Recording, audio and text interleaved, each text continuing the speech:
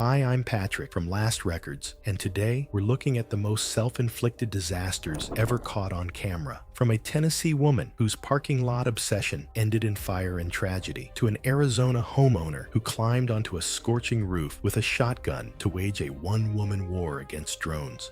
It was July 15th, 2019, at a large, colorful hot spring in a major national park. Steam rose from near-boiling pools, surrounded by vivid orange and yellow bacterial mats, and wooden boardwalks threaded through the area, crowded with tourists. Signs warned visitors of fragile crusts that could collapse into scalding water, and rangers patrolled to monitor safety.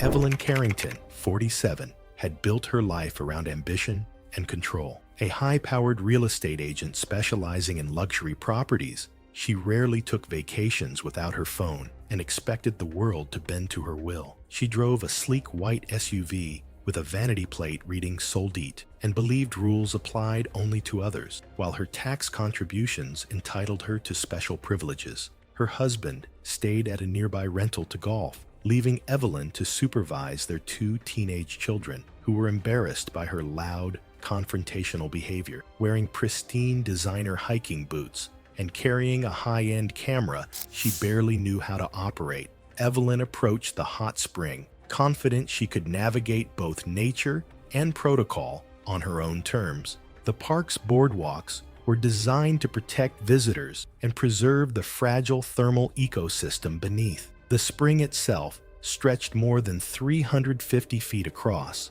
with water temperatures capable of causing third-degree burns in seconds. Multiple warning signs indicated the danger of stepping off the walkways, noting that the colorful bacterial mats covered fragile mineral crusts.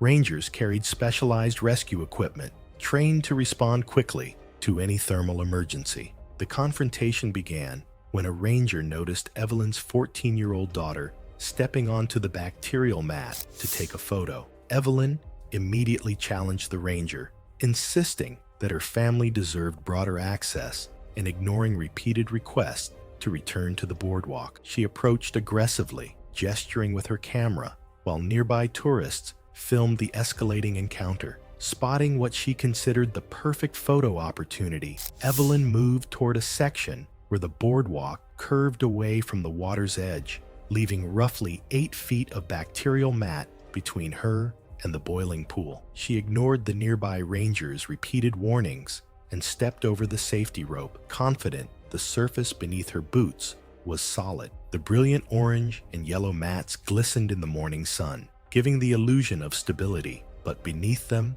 lay a dangerously thin mineral crust. Each step she took made a faint cracking sound that went unnoticed amid the chatter of other tourists. After only a few steps, the crust suddenly gave way beneath her left foot.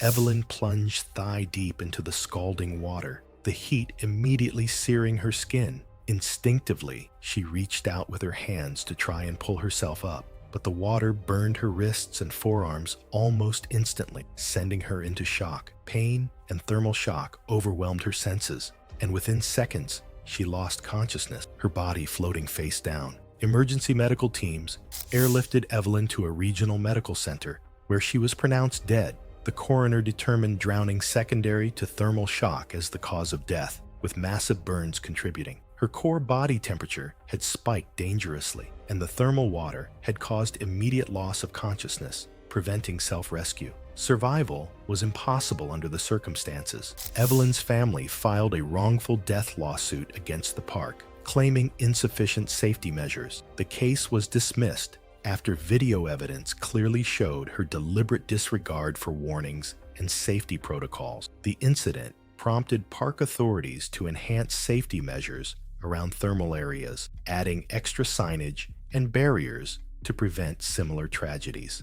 It was July 14, 2017 in Chicago, Illinois. The Rooftop bar sat on the 9th floor of a converted warehouse in the West Loop, with a wraparound terrace and waist-high glass barrier pan framed in black steel. Melissa Corin, 34, was a marketing consultant. She was particular about her image and quick to argue when she felt a rule was being applied to her unnecessarily. People who knew her described her as someone who needed to feel ahead of things, ahead of trends, ahead of other people. A former colleague once said, Melissa had a way of deciding in advance that she was the exception to whatever was being asked of her. She arrived that evening with a friend. The two of them had talked about visiting the bar for almost a year, passing the idea back and forth until they finally picked a date. It had been on both of their lists for a long time, and Melissa wanted a photo that did the view justice. She ordered drinks at the outdoor bar and spent the first 20 minutes circling the terrace. She repeatedly rejected angles that didn't frame the skyline the way she wanted. Each attempt seemed to frustrate her more. She repositioned chairs, stepped into walkways, and asked her friend to retake the photo several times. Nearby guests began glancing over as her voice carried across the terrace. Small signs posted near the entrance and along the perimeter stated that guests were not permitted to lean over the railing or stand on furniture. Melissa eventually settled on the northwest corner, where the skyline framing was cleanest. She leaned her phone over the top of the barrier to get the height in the shot. A staff member approached and asked her not to lean over the barrier, explaining it was a safety policy. Melissa responded loudly enough for people at neighboring tables to hear, arguing that the glass reached her waist and that she wasn't doing anything unsafe. He asked her to step back. She shook her head and turned toward the skyline again. When he stepped away briefly, she climbed onto a cushioned bench near the corner. The added height dropped the barrier to mid-thigh, leaving open air above it. Her friend, standing a few feet away, told her to get down. A couple seated near the railing looked over as Melissa waved a hand dismissively and continued adjusting her stance. The staff member returned and instructed her to step off the bench immediately. Melissa replied that she was almost done and held up one finger without looking at him. He repeated the instruction. She turned slightly toward him, saying the bar was being overly cautious, and as she gestured backward with her right arm, her heel pressed deeper into the cushion behind her. The cushion shifted under her weight. Her left foot slid and her upper body tipped forward. By the time she reached for the top rail, she was already too far over the edge to recover. She went over the barrier and fell from the 9th floor terrace to the alley below. Emergency services arrived within minutes. She was transported to a nearby hospital with injuries that were not survivable. She was pronounced dead that evening. An autopsy later determined the cause of death to be multiple blunt force injuries sustained in the fall. The manner of death was ruled accidental. Her friend was treated on scene for shock. The staff member, who had twice asked Melissa to step down, gave a statement to responding officers. The bar closed the rooftop terrace for the remainder of the week. Following the incident, the ownership group removed the bench seating from the perimeter zone entirely and installed secondary cable barriers set 18 inches inward from the glass panel. Staff were given updated guidance on escalating safety interventions to management rather than continuing one-on-one conversations when a guest refused to comply. It was October 2nd, 2017. The residential construction site sat on the outskirts of a developing subdivision in central Arizona. The afternoon sun beat down on exposed dirt and gravel. Framing for a 2-story home stood partially complete with wooden studs rising against a cloudless sky. Extension ladders leaned against the structure. Orange warning tape stretched across the driveway entrance. The ground was uneven, covered in loose gravel, scattered lumber, and electrical wire. Workers moved between tasks across the lot. Hallie Bates was 52 years old. She worked as a freelance property inspector, contracted by buyers to assess homes before purchase. Colleagues described her as thorough but impatient, often cutting corners to finish jobs quickly. That afternoon, she had arrived without notifying the construction crew. She was not authorized to be there. The property was weeks from completion. Hallie had been hired to inspect a neighboring home, but decided to examine this unfinished structure as well. She carried a clipboard and a digital camera. Hallie ducked under the warning tape and walked onto the site. A worker in a hard hat approached her, explaining that the site was restricted and asking if Hallie had clearance. Hallie barely looked up, dismissing the concern with a wave. She informed the worker that she was a licensed inspector and didn't require permission. The worker mentioned safety protocols. Hallie cut him off, stating that she knew construction sites better than most workers. She moved toward the rear, where a 24-foot aluminum extension ladder rested against the second-floor framing. The ladder sat on loose gravel with no stabilizing base or tie-off. Another worker called out, warning that the ladder hadn't been properly secured. Hallie ignored the shout entirely. Positioning herself at the base, she tested the ladder briefly, then began climbing. The ladder swayed as she ascended. She reached approximately 18 feet. The base shifted laterally. The gravel offered no traction. Hallie's weight caused the ladder to slide. She leaned backward instinctively, trying to regain balance. The ladder continued moving. Hallie fell.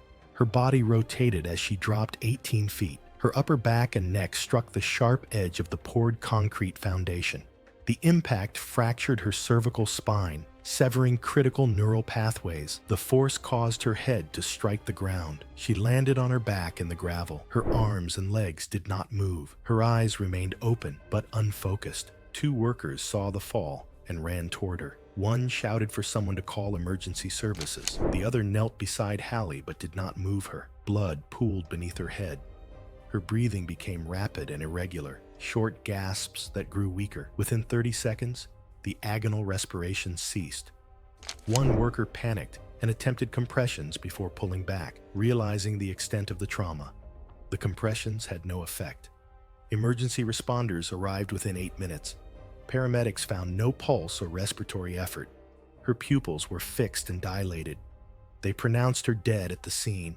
The ladder remained where it had fallen. Investigators documented the site. They noted the absence of ladder stabilization and a loose gravel surface. Workers confirmed Hallie had entered without permission, dismissed safety warnings, and refused to follow protocols. The medical examiner listed the cause of death as high cervical fracture with spinal cord transection and secondary traumatic brain injury. The death was ruled accidental. No criminal charges were filed. The construction company paused work for 2 days while safety protocols were reviewed. It was March 12, 2017.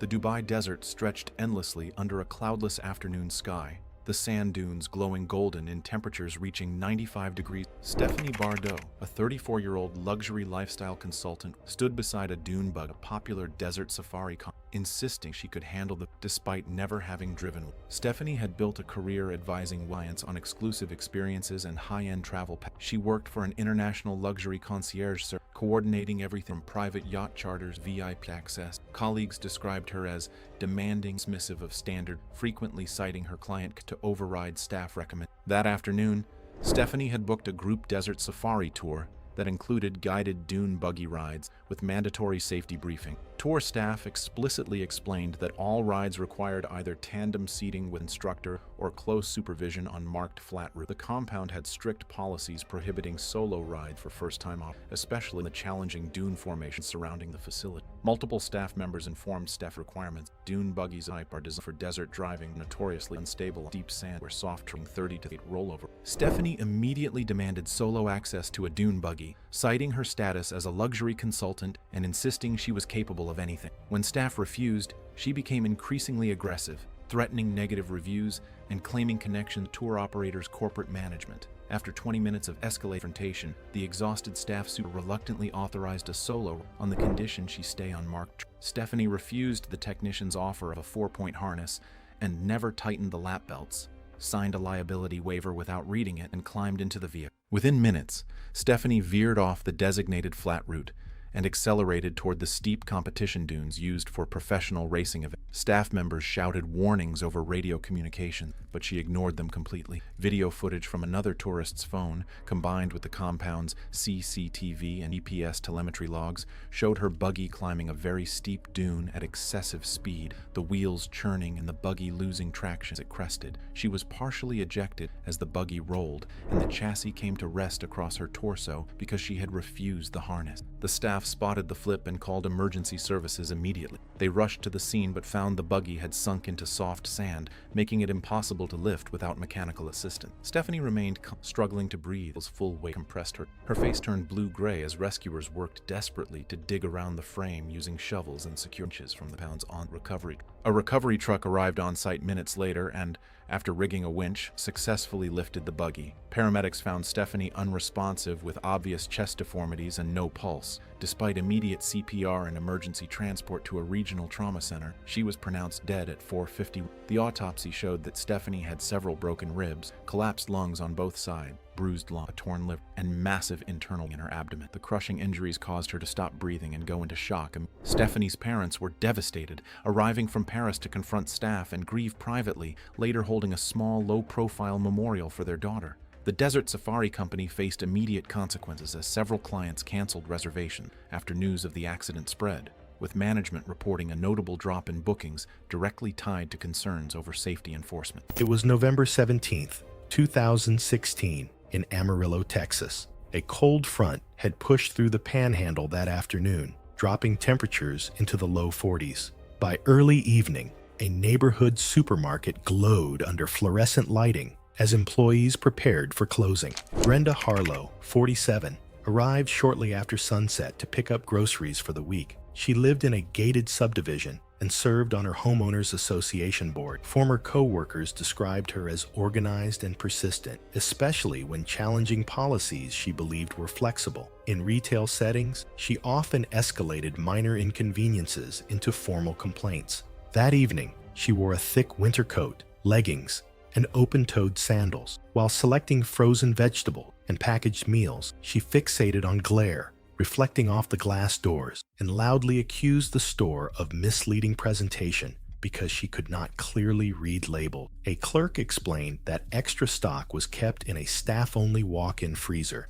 Brenda demanded access, insisting she had a right to inspect unopened cases herself and threatening to contact corporate. The shift supervisor refused, citing safety rules and liability. Brenda photographed his name tag and announced she would report the store for unsafe customer conditions. Moments later, as an employee pushed a pallet jack through the stockroom doors, Brenda slipped in behind him without authorization. Surveillance later confirmed she entered the restricted area alone. The walk-in freezer measured roughly 12 by 14 feet and operated at about -5 degrees Fahrenheit. The insulated door was self-closing and equipped with a required interior safety release designed to open from the inside. Several large boxes had been stacked near the doorway, partially limiting clear access to the release plate. After the door sealed shut, Brenda turned and struck it with her palm. She reached for the interior release,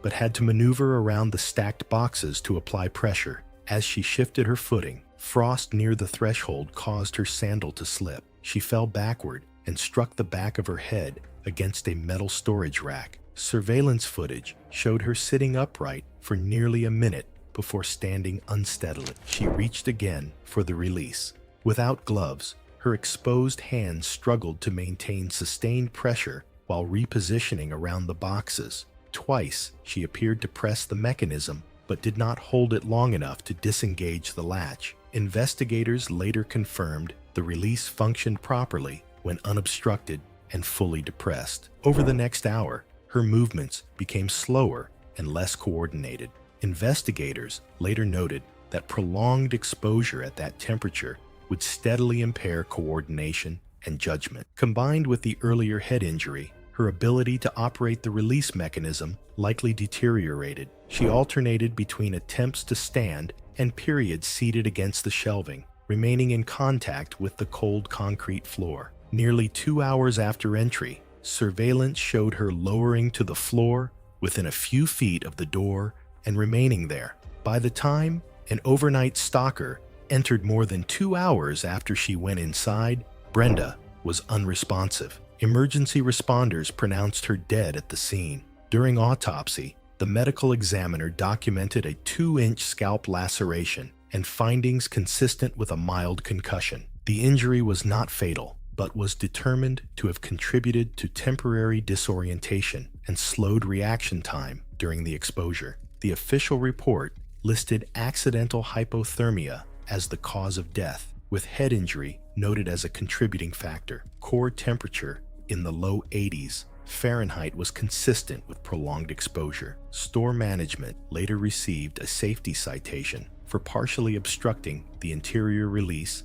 and improper storage. No criminal charges were filed. It was July 4th, 2016, in Riverbend, Wisconsin, USA. During the town's annual Independence Day parade, streets were lined with cheering crowds behind rope barriers as balloons drifted unpredictably in gusts up to 15 miles per hour. Gloria Winslow, 51, was known in Riverbend for attending city council and school board meetings, not for children in the system, but for enjoying a public voice. She had run unsuccessfully for local office twice and managed a small insurance office where staff saw her as meticulous, argumentative, and prone to escalate minor complaints. Gloria held strict opinions on public behavior, often treating shared spaces as stages for moral enforcement. She had once been asked to leave a family entertainment venue for confronting a birthday party, and habitually stood with arms crossed and chin raised, a posture co-workers nicknamed the Gloria. Floats moved along Main Street at roughly 3 to 5 miles per hour, some extending several feet beyond their towing vehicle. Spectators were expected to remain behind rope barrier as volunteers kept the route clear. Wind pushed balloon and lightweight decorations unpredictably toward the crowd. 4-year-old Nolan Prescott stood with his mother, holding a large red star-shaped helium balloon purchased from a vendor. Nolan bounced excitedly as the balloon floated above the rope barrier. Gloria, standing nearby, had already complained about the crowd standing too close and about teenagers blocking her view. When the balloon drifted near her face again, she snapped at Nolan's mother to control the child, then suddenly snatched the balloon string from Nolan's hand, causing him to cry. Still lecturing the mother about public behavior, Gloria stepped backward while holding the balloon, moving toward the rope barrier that had briefly gone slack when a volunteer shifted position. At that moment, float number 7, a large flatbed truck carrying a community display, passed directly beside them. The decorative platform extended about 3 feet beyond the vehicle on the crowd side. Still focused on the argument and holding Nolan's balloon, Gloria stepped backward past the rope barrier and into the active parade lane without looking. The float struck her at hip height on her left side. Though moving slowly, the combined mass of truck and float totaled roughly 8,400 pounds. The impact knocked her to the ground, partially under the platform. The rear wheels missed her body, but part of the float's metal frame struck across her upper chest and neck as the driver moved forward several feet before stopping. The impact fractured her sternum, broke 4 ribs on the left side, 2 puncturing her left lung, and caused severe trauma to her larynx.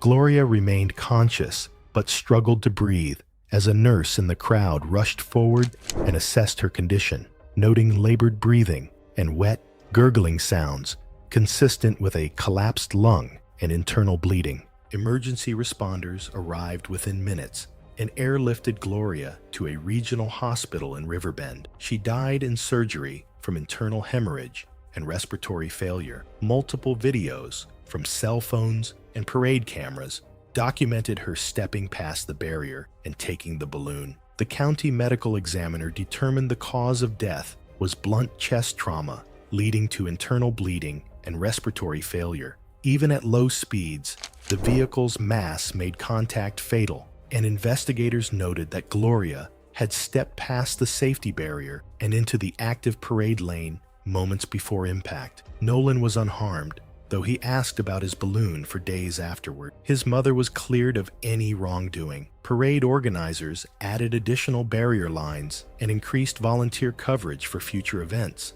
Gloria's estate was handled by her 2 adult children, and co-workers held a small memorial, acknowledging privately that her tendency to argue in public made the outcome tragically unsurprising. It was July 22nd, 2017, in Atlanta, Georgia. The Saturday morning traffic on the interstate was moving steadily at approximately 60 miles per hour. A gas station sat just off the exit ramp, separated from the main lanes by a short stretch of service road that fed directly into the merge lane. Michelle Okafor, 44, was a property manager for a residential complex in DeKalb County. People who worked with her described her as someone who found standard procedures deeply frustrating. She had a particular difficulty accepting that rules applied to her the same way they applied to everyone else, and she had a habit of framing every pushback she received as a personal attack rather than a standard response. That pattern extended beyond work. When inconveniences disrupted her schedule, she often chose the quickest visible solution rather than the one being recommended to her. That morning, she was already running behind after an earlier delay and was irritated by anything that threatened to slow her down further. She took the next exit and pulled onto the shoulder of the off-ramp after her tire pressure warning light came on. Roadside assistance quoted her a 45-minute wait. She told the operator she didn't have that kind of time and ended the call before the explanation was finished. She stepped out, pressed the sidewall with her thumb, nudged it with her foot. It felt firm. The light had come on before. She dismissed it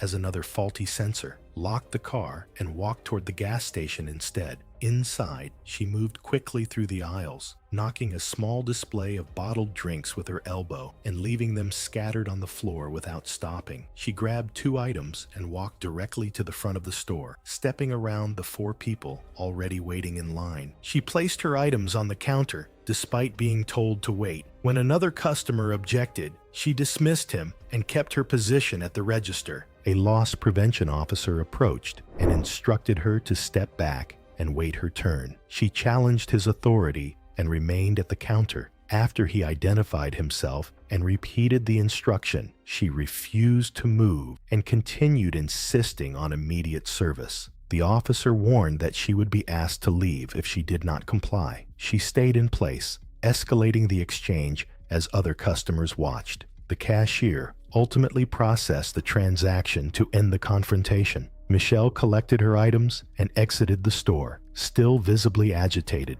She exited the store, still visibly agitated, continuing her complaint as the doors closed behind her. She paused near the entrance, turned back briefly toward the glass, then stepped into the parking lot and pulled out her phone. She began typing her complaint as she walked, eyes fixed on the screen. Without slowing, she crossed the parking lot and continued editing the message as she approached the service road. The slight curve of the exit ramp and vehicles stopped along the shoulder limited her view of approaching traffic. Still focused on her phone, she stepped off the edge of the service road and into the active merge lane without looking up. The driver saw her too late and braked hard, but there was no meaningful stopping distance. The vehicle struck her before he could avoid it. She was knocked forward and came to rest near the right lane line. Paramedics arrived within minutes. Michelle was unresponsive with signs of severe trauma. She was transported to a hospital and died in the trauma unit 4 hours later. The medical examiner listed blunt force trauma as cause of death. The driver was not charged. The interstate closed for 2 hours for investigation.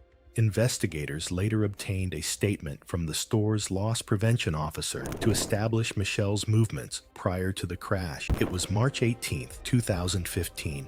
The loading bay of an industrial warehouse in central Ohio hummed with its usual midday rhythm. Overhead, fluorescents cast harsh light across concrete floors marked with faded yellow pedestrian lanes. The air smelled of diesel exhaust and cardboard dust.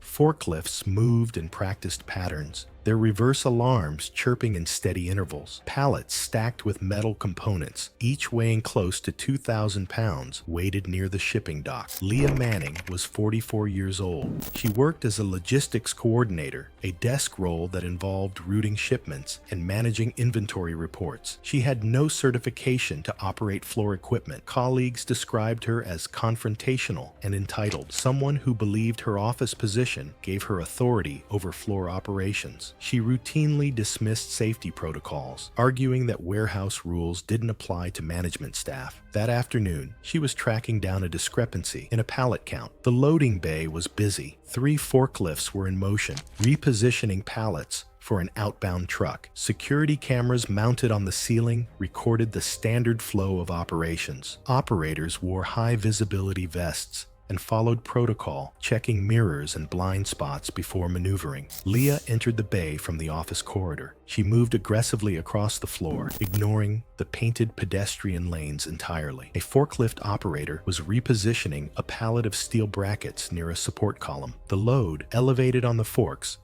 blocked the operator's rear view entirely. The machine began reversing. Its alarm sounded.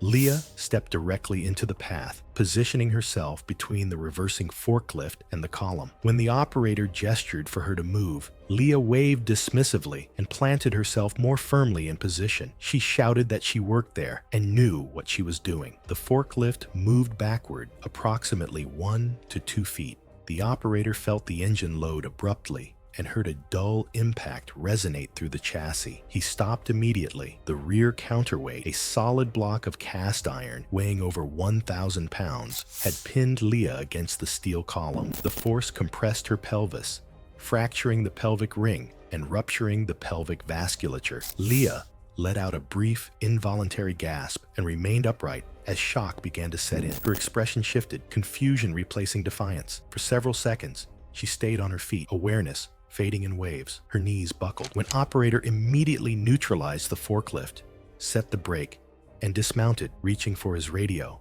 Leah collapsed onto the concrete. Blood pooled rapidly beneath her.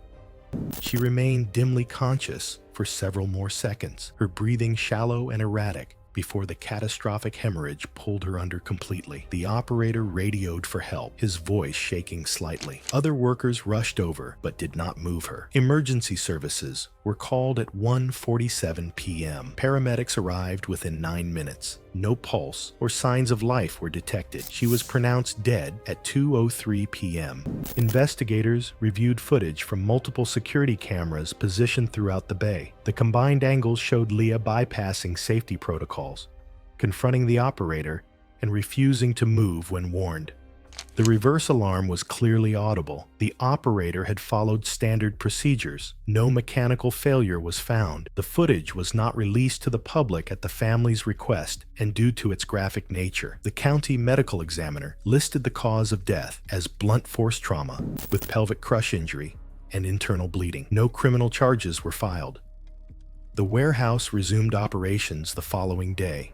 It was June 22, 2015. The lobby of a mid-tier business hotel in Orlando, Florida, gleamed with polished Italian marble flooring. The afternoon heat had driven guests inside, where air conditioning battled the humidity that construction workers tracked in pool renovation. Cynthia Morais, a 46-year-old regional for a national pharmaceutical distribution, had built her career on aggressive negotiation and an unwavering belief in her own importance. Her performance reviews consistently noted her results-driven approach, though human resources had fielded 17 complaints about her treatment of subordinate and service staff over 3 years. They described her as someone who viewed courtesy as weakness and compromise as failure. Her management style relied heavily on public confrontation and escalating situations until she received preferential treatment. That afternoon, Cynthia arrived expecting immediate processing despite holding a standard reservation. The front desk clerk explained that her room would be ready within minutes and asked her to wait briefly while they completed final preparation. The 3-minute delay triggered an explosive response. Hotel check-in procedures typically require 5 to 8 minutes during busy periods, a time frame Cynthia found unacceptable. She demanded an immediate upgrade,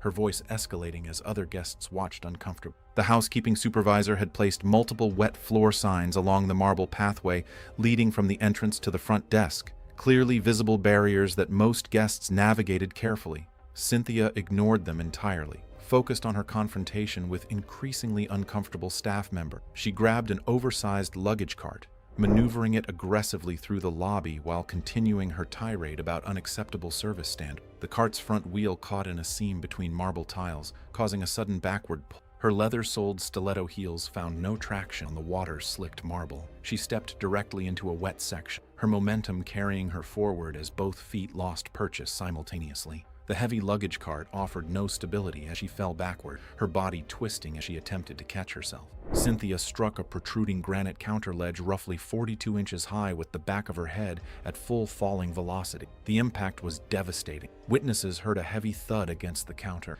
and a long scalp laceration along the occiput produced visible blood pooling on the marble. Unconsciousness came in. Her breathing was shallow and irregular, showing clear signs of severe neurological trauma. The front desk clerk activated emergency protocols within seconds, calling emergency services immediately. 2 hotel guests with medical training attempted jaw thrust maneuvers, applied direct pressure to the scalp wound, delivered supplemental oxygen, and held manual cervical stabilization. EMS arrived, though the severity of it largely. Paramedics arrived 12 minutes, finding Cynthia unresponsive, obvious skull fracture and massive She was transported to a regional trauma center, intubated en route, but never regained consciousness. The medical examiner determined death resulted from severe blunt force trauma, causing a basilar skull fracture, subdural hematoma, and catastrophic brain swelling. Hotel management reviewed security footage confirming Cynthia had bypassed 4 separate wet floor warnings before the accident. Staff members from other hotels reported her history of similar confrontational behavior to be a stay. Her funeral 3 days later drew a modest, primarily colleagues fulfilling professional obligations rather than personal connections formed through years of caustic. It was May 25th,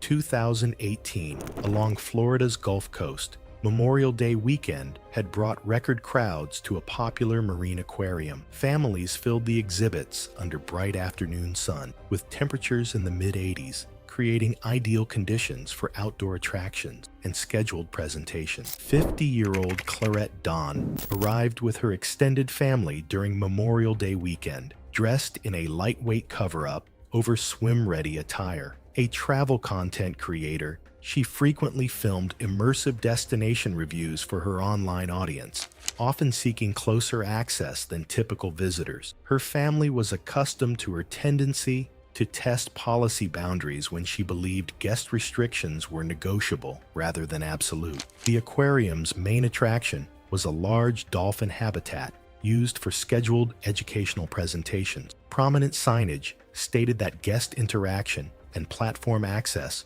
were restricted to trained personnel only.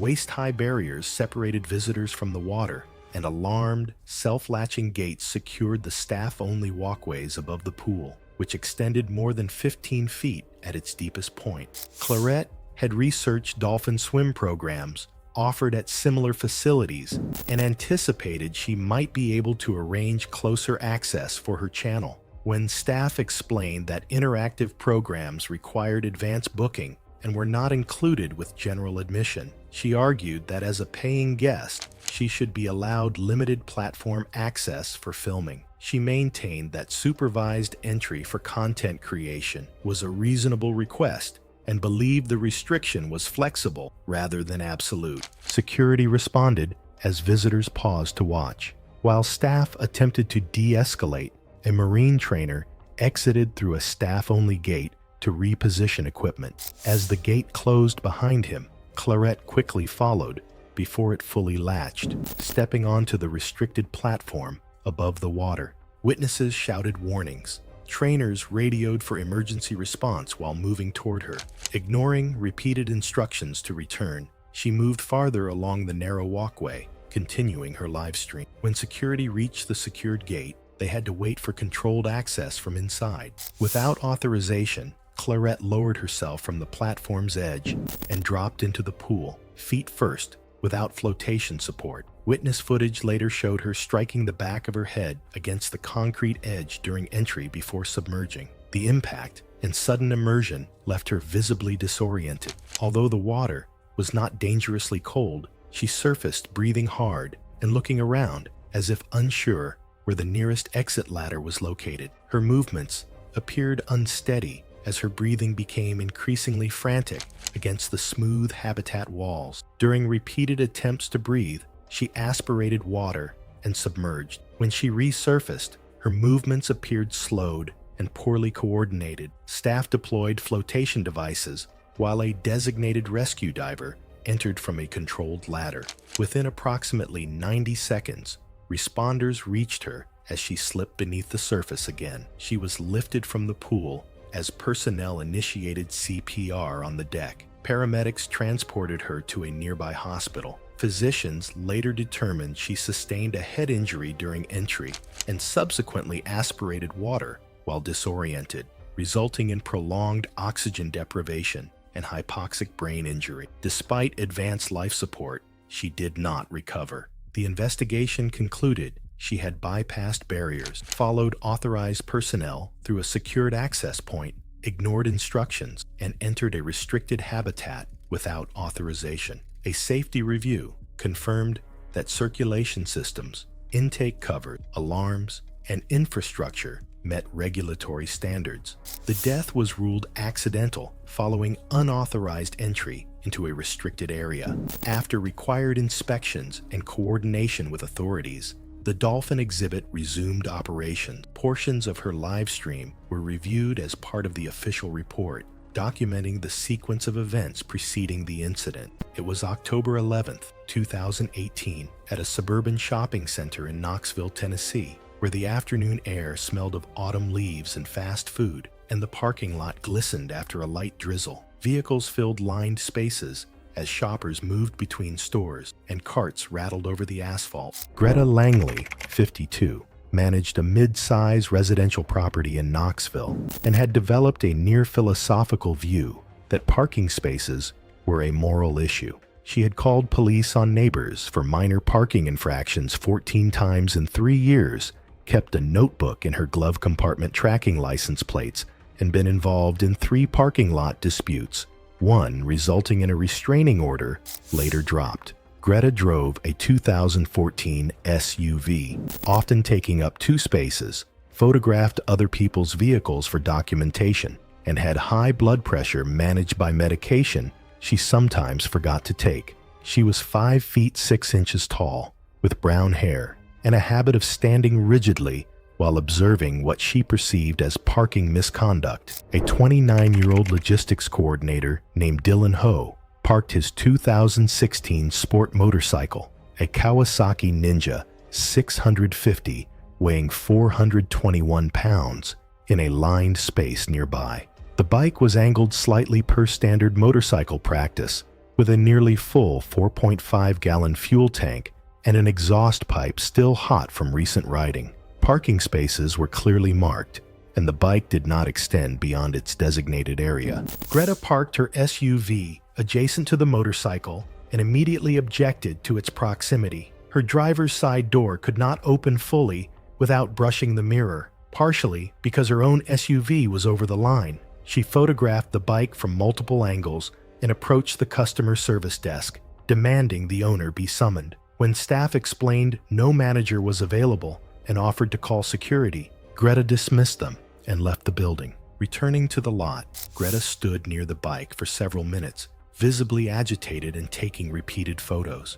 Passerby Hannah Lee asked if she was okay, and Greta insisted the motorcycle was illegally parked. Witnesses, including bystander Peter Collins, noted the bike was within the lines, but Greta ignored them. She planted her right foot and delivered a hard kick to the motorcycle's lower frame. The motorcycle tipped sideways, pinning Greta's left leg beneath the engine block and frame rail. The impact fractured both her tibia and fibula, trapping her under the motorcycle's full weight. Peter attempted to lift it, but could not, while Hannah called 911. Fuel began leaking from the motorcycle onto the asphalt, likely from the tank vent as the bike lay on its side. When the fuel reached the still hot exhaust pipe, it ignited, starting a small fire that spread along the fuel trail. Flames reached Greta's trapped leg, igniting her jeans and causing severe burns to her left leg, lower abdomen, and right hand. She remained pinned for approximately 40 seconds before Peter and 2 other bystanders lifted the motorcycle and freed her. EMS arrived 4 minutes later and transported Greta to the regional medical center. She underwent emergency surgery for fractures and burns and initially survived. 8 days later, on October 19th, she died from fat embolism syndrome, a complication where fat from broken bone marrow entered her bloodstream and blocked vessels in her lungs and brain. The local medical examiner determined the cause of death as fat embolism syndrome, secondary to both bone-leg fractures, noting that her pre-existing hypertension contributed. Burns were listed as contributing but not primary cause. Dylan Ho was cleared of all wrongdoing after security footage confirmed the bike was legally parked. Damage to the motorcycle, totaling $3,800, was settled by Greta's estate. Dylan later sold the bike and purchased a truck.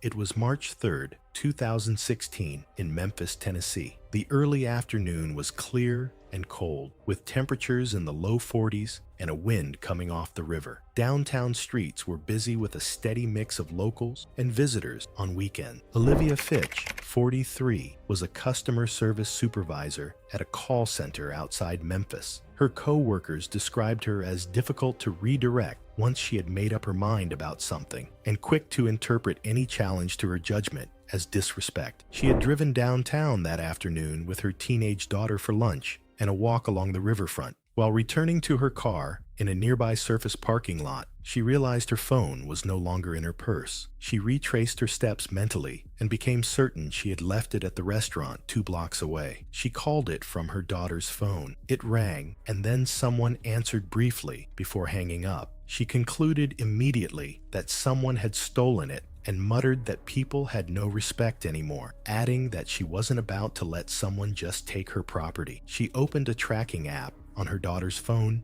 and saw the location indicator moving steadily along a nearby road, consistent with slow vehicle traffic. Rather than calling the police, Olivia decided she would handle it herself. She told her daughter to stay near the car and not move. She moved quickly toward the road, eyes fixed on the moving location indicator. The tracking app showed the phone continuing north at a steady pace, consistent with slow-moving vehicle traffic. A rideshare vehicle that had been sitting at a light near the parking lot exit began pulling forward, accelerating gradually as it merged into the lane. Olivia had spotted someone in the back seat holding a phone and had already decided that it was hers. She stepped off the curb and moved alongside the passenger side as the vehicle began accelerating through slow traffic. Drivers behind the rideshare tapped their brakes, unsure why a woman was moving into the lane. Olivia shouted toward the rear window, insisting the phone was hers. As the car reached approximately 15 miles per hour, she grabbed the rear door handle with one hand and struck the side of the vehicle with the other, demanding the passenger open the door. She reached toward the partially lowered rear window and thrust her arm inside, attempting to grab the phone directly. The driver, startled by the sudden movement alongside the vehicle, braked hard. Olivia had no stable footing and had not secured her grip on the doorframe. The abrupt stop threw her backward. Her hand slipped free, and she fell onto the road surface, striking the back of her head against the asphalt. The impact caused pedestrians on the sidewalk to turn immediately. The vehicle came to a stop, and the driver and passenger exited as traffic behind them halted. The passenger, a college student, had found the phone on the sidewalk outside the restaurant and had been attempting to identify the owner when the call came through. He exited the vehicle holding the phone in plain view and later gave a statement to police. Bystanders on the sidewalk called 911. Olivia was on the ground and not moving. Paramedics arrived within 8 minutes. Olivia sustained a severe traumatic brain injury and never regained consciousness. She was transported to a hospital and died later that evening. An autopsy determined the cause of death to be blunt force traumatic brain injury resulting from the fall. The manner of death was ruled accidental. Her 15-year-old daughter was released to a family member. The passenger returned the phone and cooperated with investigators. No charges were filed. It was May 14th, 2018. The Community Recreation Center in Central Florida sat quietly under midday heat. Temperatures had reached 88 degrees by noon. The outdoor pool area was cordoned off with orange barricades and multiple warning signs. The pool had been closed since the previous evening due to a filtration system malfunction. Water had been partially drained for repairs, leaving the depth uneven and unsafe. What was normally an 8-foot deep end now held approximately 3 feet of murky water. The shallow end was nearly empty, exposing stained concrete. Security cameras mounted on the building's exterior recorded the entrance area, but not the pool basin itself. Liza Perry was 61 years old. She worked part-time at a local retail store and visited the recreation center several times each week. Staff knew her as a regular swimmer who preferred early afternoon sessions. Friends described her as stubborn and dismissive of rules she considered inconvenient. That day, she had arrived at her usual time, unaware of the closure. When she found the pool area blocked, she grew visibly frustrated. Other patrons had turned away. Liza did not. She approached the barricade near the main entrance. The signs clearly stated the pool was closed for maintenance. No staff members were visible. Liza placed her towel and bag on a nearby bench. She wore a one-piece swimsuit and swim cap. She gripped the barricade and climbed over, stepping onto the pool deck. The water level was not immediately obvious. Overhead, sun created glare across the surface, and the water had taken on a clouded, greenish tint from stagnant sediment. To someone familiar with the pool, the visual cues that should have signaled danger were obscured. The murky color masked the true depth. Her brain expected what had always been there. Liza walked to the edge of the deep end, where she typically entered. She did not pause to check the depth. She raised her arms above her head and dove forward in a clean arc. Her body entered the water head first. The dive was executed with practiced form. Her hands broke the surface, followed by her head and torso. Within a fraction of a second, her head struck the concrete floor. The impact was direct and forceful. Her cervical vertebrae fractured at multiple levels. The spinal cord sustained a catastrophic high cervical injury. All voluntary movement below her neck ceased instantly. Her body went limp. She remained face down in the shallow water, unable to lift her head or move her arms. With her respiratory muscles paralyzed, shallow reflex gasps occurred briefly before breathing failed. Unable to cough or turn, water entered her airway. Within seconds, drowning was complete. The pool area remained empty. No one had witnessed the dive. Liza's body remained motionless, partially submerged. A staff member conducting a routine check noticed the displaced barricade approximately 20 minutes later. He walked onto the pool deck and saw the body in the water. He radioed for help and entered the pool. Another staff member assisted in pulling Liza onto the deck. Her skin was pale and cool. They began CPR immediately. No pulse was detected. Emergency responders arrived within 7 minutes. Paramedics continued resuscitation efforts, but found no signs of life. She was pronounced dead at the scene. Investigators reviewed security footage. The video showed Liza climbing the barricade and walking to the pool edge. The camera angle was fixed on the entrance and did not capture the pool basin, so the dive was not recorded. The county medical examiner determined the cause of death to be cervical spine fracture with secondary drowning. The death was ruled accidental. No charges were filed. The recreation center reopened the pool 5 days later. It was August 14, 2013. The afternoon heat settled thick over a residential neighborhood in Queens, New York, where a parking dispute outside a small shopping plaza would end in a way no one anticipated. Deborah Hines was a 44-year-old real estate agent working for a mid-sized property management in the borough. She had built a reputation over 12 years for closing deals aggressively and maintaining a demanding schedule that left little room for her driving record reflected 3 citations for aggressive driving and multiple complaints filed by other motorists, and at least 2 documented road rage incidents where police issued warning. Friends described her as fiercely independent but increasingly confrontational in public, particularly she felt disrespected. Real estate work in Queens required constant mobility between properties, often involving tight parking situations and competitive use of limited street space. Deborah drove a heavy SUV, which friends say she treated as an extension of her professional image and personal territory. The vehicle's size likely gave her confidence in traffic confrontations, and she had been known to use it intimidatingly during disputes, inching aggressively toward other cars or blocking driveways. That afternoon, Deborah arrived at a strip mall to meet a potential client. Another driver, a local resident, had just pulled into a spot Deborah believed she had been waiting for. Words were exchanged through car windows. The other driver refused to move, citing that they had reached the spot first. Witnesses reported Deborah becoming visibly agitated, gesturing angrily and revving her engine. Rather than finding another space in the half-empty lot, Deborah threw her SUV into reverse. Several bystanders standing near the plaza entrance stepped back slightly, but called out warnings as her vehicle accelerated backward faster than necessary. Posted signs clearly marked the canal's proximity, and the faded yellow parking blocks were visible behind her. She seemed to have ignored both the warnings and the physical barriers, and was likely focused entirely on her foot pressed harder on the accelerator. The SUV jumped the low concrete barrier and snapped through the weakened guardrail. The rear wheels left pavement, and the vehicle's momentum carried it over the edge. The front end lifted briefly before the entire SUV tipped backward the canal, with a heavy splash that sent water across the parking lot. The canal measured 8 to 10 feet deep at that section, its murky water filling the vehicle within 10 to 15 seconds. Witnesses watched Deborah struggle inside, her hands striking the windows as the SUV sank rear first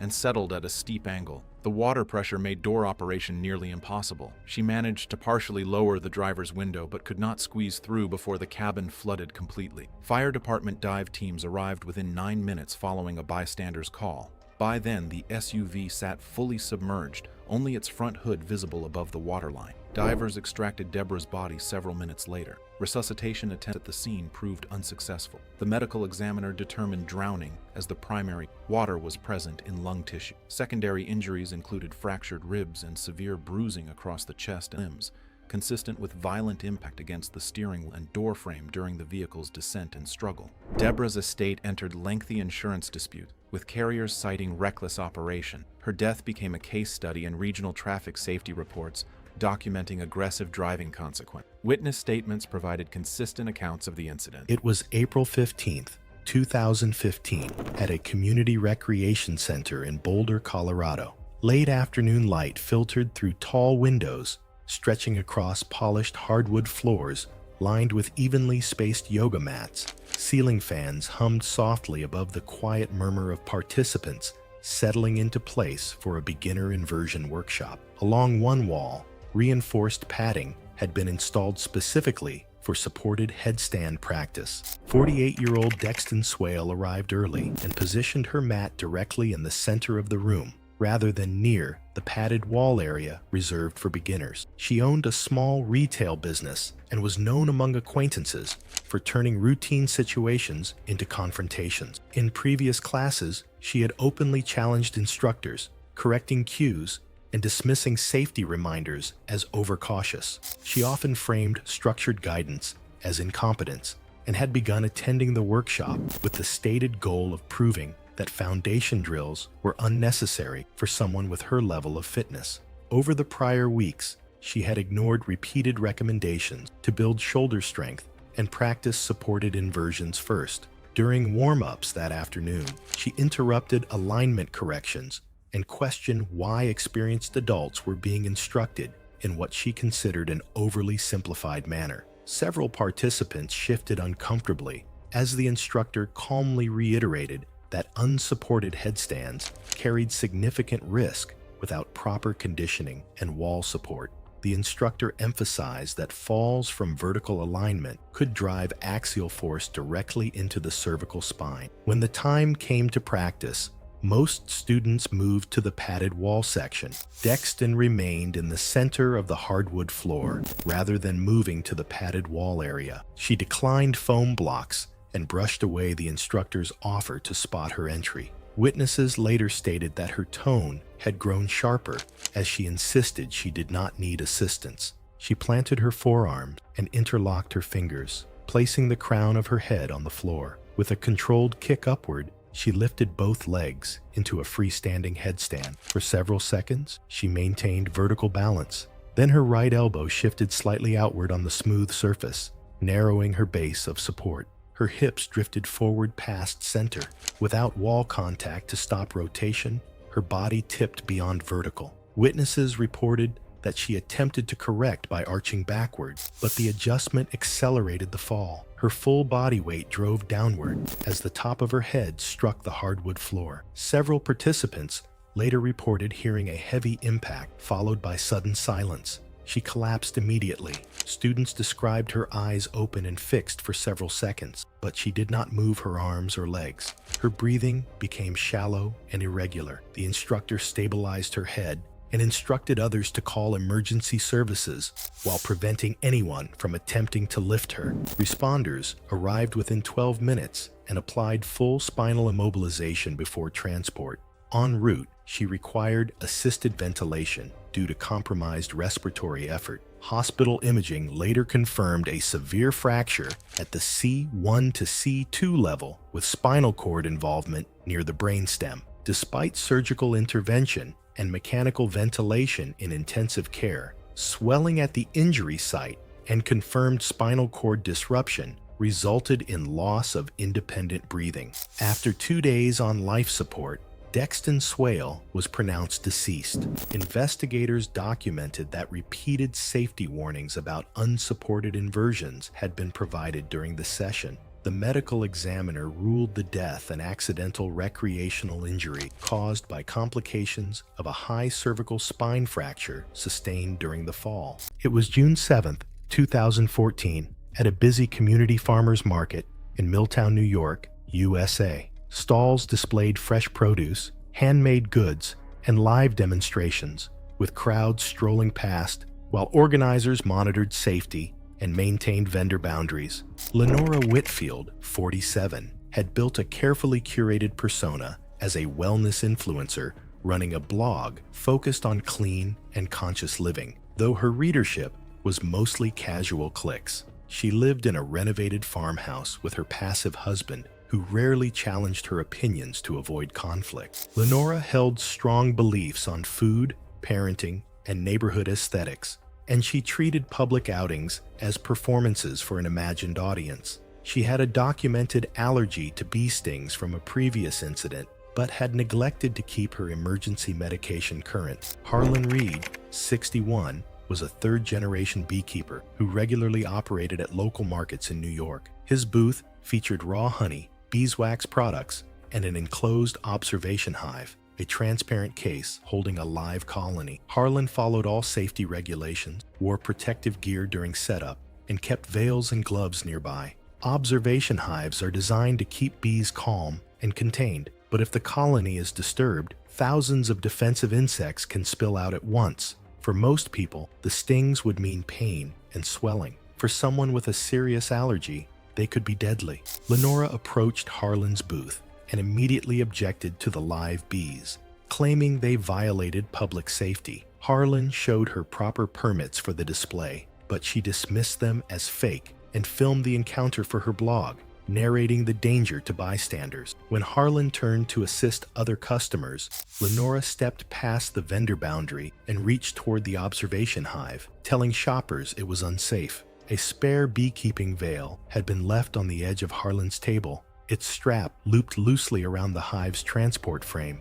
Lenora picked it up, mocking it for her video, but the strap caught on the frame, yanking the hive from the table. The box struck the asphalt. The ventilation screen popped open, and thousands of agitated bees immediately poured into the crowded market space. The first bees reached Lenora within seconds. They landed individually, stinging exposed skin rapidly. She received dozens of stings on her face, neck, and hands almost instantly. Her allergy triggered a massive histamine release, and her airway began closing within moments. She collapsed as her body went into shock, unable to call for help. Nearby, vendors began shouting for patrons to clear the area, while one bystander attempted basic first aid, but Lenora was unconscious. The bee colony remained defensive, continuing to sting anyone who remained close to the disturbed hive, adding more stings before emergency responders could establish a safe perimeter using smoke and protective equipment. Medical teams arrived within minutes, but Lenora was already in full anaphylactic shock, unresponsive, and without measurable blood pressure. She was rushed to a regional hospital in Milltown, where she was pronounced dead. The coroner determined the cause of death was anaphylactic shock, triggered by multiple bee stings. Her airway had closed rapidly, and cardiovascular collapse followed massive histamine release. Immediate epinephrine could have been life-saving, but none was available. Harlan was cleared of liability after surveillance footage and witness statements confirmed Lenora had handled his equipment without permission, despite repeated warnings. The incident led local market authorities to implement stricter safety protocols, including protective barriers around live animal displays and clearer signage. Lenora's blog was quietly removed weeks later by her husband, ending her public presence. It was October 19, 2019, in Santa Rosa, California. A fast-moving wildfire driven by strong Diablo winds had broken out in the hills northeast of the city the previous evening. By early morning, mandatory evacuation orders had been issued for several neighborhoods. Patricia Wentz, 57, was a retired school administrator who had lived in her home for 14 years. She had lived through 2 previous fire seasons without evacuating and viewed the alerts as overly broad. When the evacuation notice sounded and a county deputy knocked, she answered with visible irritation. She questioned whether the order applied specifically to her address and pointed toward the hills, noting that the smoke did not appear to be moving in her direction. She referenced her property taxes while challenging the necessity of leaving. The deputy repeated that the order was mandatory and conditions could shift quickly with the wind. Patricia indicated she would remain and manage the situation herself. The deputy documented her refusal and moved on to the next house. Patricia spent the next 2 hours managing the situation on her own terms. She packed a small bag with documents and her laptop, placing it near the front door as if to demonstrate she was prepared. She ran a garden hose along the east side of the house in an attempt to wet the lawn and siding. She called her sister in Sacramento and described the situation in controlled, measured terms. Her sister urged her to leave. Patricia said the wind had shifted and the smoke looked farther away. Despite that, conditions remained volatile. Late that morning, wind gusts of 45 to 60 miles per hour drove the fire line more than a mile in under 30 minutes. Embers carried well ahead of the primary front ignited spot fires on rooftops and dry grass lots throughout the neighborhood. One ember lodged in an attic vent 2 houses down. Another caught her backyard fence. Patricia called 911 minutes later and reported that a structure across the street was burning. The dispatcher told her to leave immediately. Fire units were occupied with multiple structures. She moved toward the garage where her car was parked. The electric opener was dead, likely due to a power outage in the area. The smoke thickened rapidly inside the garage, reducing visibility to only a few feet. She reached for the manual release, but the air had already grown intensely hot and difficult to breathe. She became disoriented within minutes and collapsed near the doorway. She was found by firefighters inside the garage doorway during a secondary search after the main fire front had passed through the neighborhood. She was transported by ambulance to the hospital and pronounced dead later that afternoon. The medical examiner listed the cause of death as smoke inhalation with thermal injuries. In the months that followed, authorities expanded early evacuation messaging and increased door-to-door notification efforts in high-risk wind events. It was December 3rd, 2017. The apartment complex in suburban Colorado sat on a hillside overlooking a parking lot and landscaped courtyard. Evening temperatures had dropped to the low 30s. A light dusting of snow covered the ground, but had melted on the balconies, exposed to the afternoon sun. The third-floor unit hosted a small gathering for a friend's promotion celebration. Mina Frost was 34 years old, a marketing consultant known for her demanding personality and need to be the center of attention. She had arrived fashionably late, immediately complaining about the cold and asking why they couldn't have met somewhere warmer. She wore an expensive sweater and designer jeans, constantly adjusting her outfit for photos. Within minutes of arriving, she was already critiquing the apartment's decor and suggesting how the party could have been better organized. The balcony extended roughly 8 feet from the sliding glass door, enclosed by a metal railing painted dark green. Earlier in the evening, another guest had noticed the railing flex slightly when someone leaned against it and mentioned it to the group. Several people decided to stay inside after hearing this, but Mina overheard the conversation and immediately scoffed. She dismissed the concern with a dramatic wave of her hand, calling everyone paranoid and overly dramatic. She insisted the railing was perfectly fine and that people were being ridiculous. She wanted the perfect Instagram shot with the courtyard view in the background, and nothing was going to stop her from getting it. When her friend suggested taking photos inside instead, Mina rolled her eyes and declared that she knew what she was doing. Mina stepped onto the balcony despite multiple warnings, positioning herself for photos. She demanded that others come out to take multiple shots from different angles, becoming increasingly irritated when people hesitated. When someone again mentioned the railing concern, she snapped that she wasn't going to let paranoid people ruin her photos. She had paid good money for this outfit and wasn't about to waste it on boring indoor shots. She began posing against the railing, completely ignoring the slight movement others had warned about. When a guest suggested she step away from the edge, Mina became hostile, telling them to mind their own business. She leaned backward against the railing, insisting this was the best angle and that she knew how to pose better than anyone there.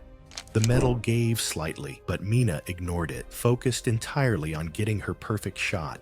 She adjusted her position, placing both hands on the top rail behind her, putting her full weight against the structure while demanding more photos. Even as the railing creaked ominously, she refused to move, calling the sounds normal. The corroded anchor bolts, weakened by years of moisture and freeze-thaw cycles, began shearing sequentially under the sustained pressure. The first bolt failed, then the second, causing the railing section to tilt suddenly outward. Mina felt the movement, but was too committed to her pose. The remaining bolts gave way, and the railing section detached completely.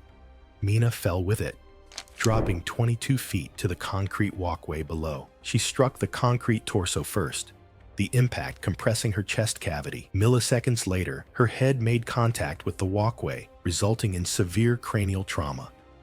The combined injuries were immediately fatal. Emergency responders arrived within minutes, but could only confirm what witnesses already knew. The subsequent building inspection revealed the anchor bolts had been corroded for years, with routine maintenance neglected. Multiple guests reported having warned Mina about the railing's instability.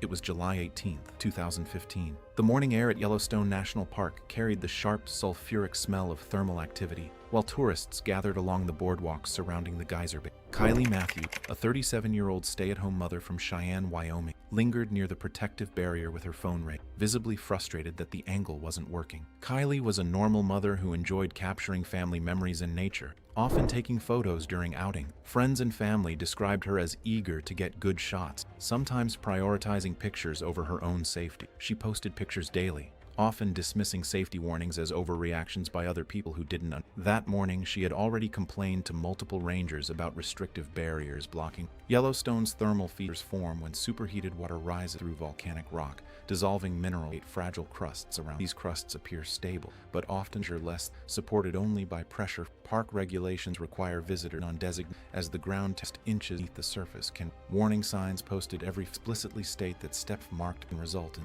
That morning, Kylie had received 3 separate warnings from park rangers about approaching thermal features too closely. She openly dismissed them to nearby tourists, stating that rangers exaggerated dangers to justify their jobs. Her 2 children, ages 8 and 10, remained safely positioned on the boardwalk approximately 40 feet behind her. Multiple witnesses later reported she seemed determined to capture a specific showing both the thermal pool and mountain backdrop. At approximately 10:15 in the morning, Kylie climbed over the wooden barrier rail, which was approximately waist-high. Despite shouted warnings from at least 6 witnesses, she walked roughly 15 feet onto the mineral crust, testing each step briefly before continuing. Her phone remained extended as she adjusted her position, apparently reviewing the framing. The crust showed no immediate signs of weakness. Moments later, the ground collapsed beneath her left foot. The mineral shelf gave way instantly, plunging Kylie into the thermal pool with no time to grab surrounding terrain. She dropped approximately 6 feet into water measuring 205 degrees Fahrenheit with a pH of 3.5, strongly acidic and capable of causing chemical burns. Her screams lasted roughly a few seconds before abruptly stopping, as reported by witnesses. The boiling acidic water caused immediate catastrophic tissue. Her synthetic athletic clothing was compromised by heat and adhered to areas of severe burns. Third-degree burns covered her face, torso, and limbs almost instantly, causing the outer skin layers to char black while deeper tissue necrosis developed rapidly. The extreme heat triggered immediate shock, leading to rapid cardiovascular collapse. Witnesses described seeing her body convulse once before becoming submerged or down. Park rangers arrived immediately, following the screams, but could not attempt rescue due to the lethal water temperature and unstable ground conditions. Her children remained on the boardwalk, physically restrained by other tourists. Recovery operations began 3 hours later after hazard assessment and careful approach to the unstable terrain. Her remains were chemically degraded, leaving them fragmented and severely disfigured. The medical examiner determined death resulted from thermal and chemical burns affecting over 70% of body surface area. Park authorities reinforced barrier systems throughout the thermal basin following the incident. Kylie's ex-husband deleted all social media accounts within 1 week and declined media interviews. It was July 15th, 2016, when the humid Charleston evening air hung thick over the bustling waterfront district. The popular seafood restaurant was packed with tourists and locals alike, drawn by fresh catches and harbor views. Inside, the clatter of dishes mixed with animated conversations as servers weaved between crowded tables. Helena Morrow, a 50-year-old business owner known for her direct manner and impatience with what she considered unnecessary precautions, had arrived with two close friends for their monthly dinner gathering. Helena had built her company through decisive action and rarely second-guessed herself, traits that had served her well in business, but sometimes put her at odds with others' advice. Years earlier, Helena had been diagnosed with a severe shellfish allergy after an emergency room visit that required treatment. Her physician prescribed an epinephrine autoinjector and advised strict, lifelong avoidance of shellfish. Helena also had a documented history of asthma, a condition known to increase the severity of allergic reactions, though she rarely mentioned it and had not experienced a serious flare in years. When their server approached, standard allergy protocols were initiated. After Helena casually mentioned her prior allergy while asking about the shrimp special, the server clarified whether it was life-threatening. Upon learning she had once carried epinephrine, the server notified the manager. The manager reviewed the menu disclaimers, explained the risks, and recommended several non-shellfish alternatives. The kitchen stood ready to mark the order as an allergy alert if needed. Helena dismissed the concerns. She insisted she had likely outgrown the allergy and believed her earlier reaction had been exaggerated. When reminded she once carried epinephrine, Helena admitted she no longer kept one with her. Despite repeated offers to substitute her entree, she firmly stated she understood the risks and wanted the shrimp as prepared. The manager documented her refusal before allowing the order to proceed. The kitchen prepared the shrimp normally, and Helena began eating with visible satisfaction. Within minutes, she felt tingling around her lips and tightness in her throat. Assuming it was minor, she continued eating rather than stopping. The symptoms escalated quickly. Her voice grew hoarse, and swelling developed around her lips and eyes. She began coughing and wheezing, struggling to draw full breaths. Her asthma compounded the reaction, intensifying airway constriction. Over the next several minutes, her breathing became increasingly labored and audible, and she appeared flushed and disoriented. Staff recognized the severe allergic reaction and called 911 immediately. As Helena's condition worsened, she became dizzy and hypotensive, slumping forward in her chair. Paramedics arrived promptly and administered intramuscular epinephrine, oxygen, and additional medications for suspected anaphylaxis before transporting her to the nearest hospital. At the emergency department, physicians initiated aggressive treatment, including repeated epinephrine dosing and advanced airway management as swelling progressed. Despite rapid intervention, Helena developed severe anaphylactic shock that did not respond to repeated treatment, resulting in prolonged oxygen deprivation. Resuscitative efforts continued, but she did not recover. Helena was pronounced dead later that evening. The medical examiner confirmed her documented shellfish allergy and asthma through medical records. The official cause of death was listed as anaphylaxis due to shellfish exposure in a patient with underlying asthma. The manner of death was ruled accidental. The restaurant completed an incident report and cooperated with routine insurance and regulatory review. Documentation showed staff followed allergy protocols, offered alternatives, and recorded Helena's refusal of recommended precautions. Within days, operations returned to normal following routine regulatory review. It was September 3rd, 2017, at a large supermarket parking lot in Murfreesboro, Tennessee, USA. The late afternoon heat shimmered across the asphalt as shoppers pushed carts toward their cars, while vehicles moved slowly through the narrow lanes, searching for open spaces. Maris Caldwell, 43, had built a reputation among neighbors for turning small inconveniences into public confrontation. A dental hygienist by profession, she often filmed disputes on her phone, and posted them online, believing she was exposing bad behavior in public spaces. Maris had been involved in several parking lot arguments over the years, frequently accusing other drivers of violating rules or showing disrespect. She drove a compact hybrid sedan covered in bumper stickers, promoting environmental responsibility and personal accountability. Maris arrived at the supermarket shortly after 4:30 p.m. and immediately became irritated when she saw a large pickup truck occupying part of 2 parking spaces near the entrance. The truck belonged to a construction worker who had parked slightly over the line due to the length of the vehicle. Instead of choosing another space, Maris parked nearby and began recording the truck with her phone while loudly narrating the situation. She accused the unseen driver of selfish behavior and announced she was documenting the violation for evidence. After several minutes, she decided to escalate the confrontation by attempting to block the truck from leaving. Maris positioned her car directly behind it and waited for the driver to return, continuing to film. When the truck's owner finally appeared pushing a cart of supplies, he ignored her commentary and began loading items into the truck bed.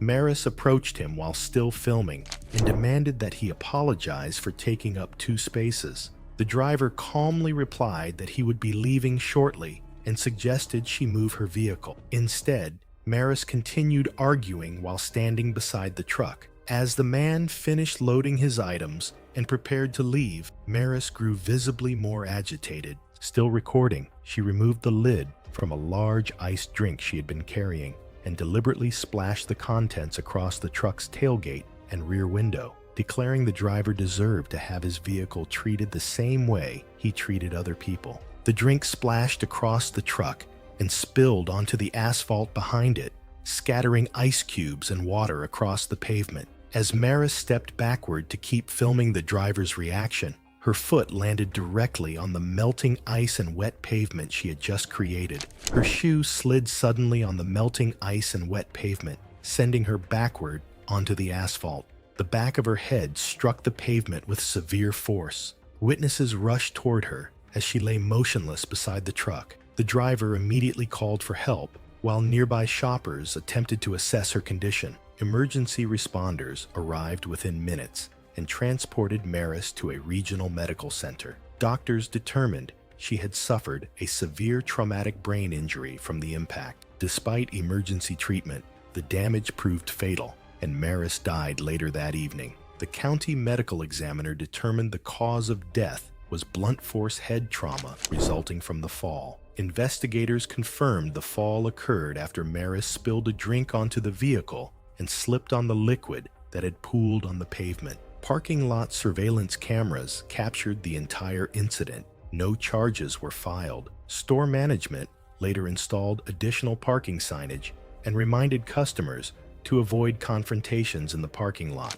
Maris's social media accounts, which had frequently featured videos of her public disputes, were removed by family members in the weeks following the incident. It was June 11th, 2018, in Scottsdale, Arizona. A heat advisory had been issued across the valley, and one of the city's most exclusive thermal spas was operating at capacity, its staff working carefully through a busy afternoon. Renata Voss, 44, a regional operations manager for a luxury retail chain, considered herself someone who did not need to be told how to use her own body. She had been a member at the spa for 2 years and had developed a reputation among the staff as a difficult guest, not hostile exactly, but dismissive in a way that made routine safety reminders feel like confrontations. She regularly exceeded the posted sauna limits, declined water when it was offered, and had on at least 2 previous visits been asked to observe the cool-down protocol before approaching the plunge pool. Staff recognized her when she arrived that afternoon and noted privately that she seemed more irritable than usual. What the staff did not know, and what Renata had not disclosed, was that she had been treating severe high blood pressure for 2 years, but had recently stopped taking her medication without consulting her doctor. She told a close friend the prescription made her feel sluggish, and that she planned to manage the condition through lifestyle changes instead. In the weeks that followed, her blood pressure rose back into the dangerous range her physician had previously warned her about. She never scheduled a follow-up appointment. She also mentioned a lingering 2-day headache and a heavy pressure behind her eyes, dismissing both as stress from work. The spa prides itself on its strict safety protocols, a 15-minute sauna limit,